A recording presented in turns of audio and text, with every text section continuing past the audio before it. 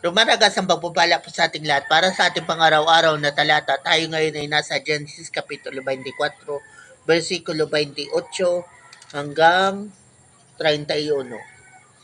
Nagdudumaling umuwi ang dalaga at isinalaysay sa kanyang ina ang lahat. Si Rebecca ay may nakakatandang kapatid na lalaki.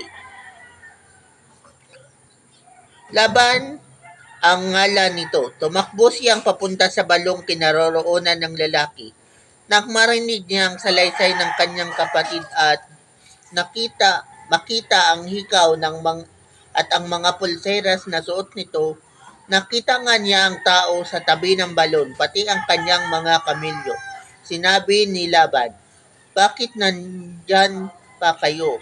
Tayo na po sa amin, lalaking pinagpala ni Yahweh. Nakahanda na po ang pagpapahingahan ninyo at ang sisilungan ng inyong mga kamelyo."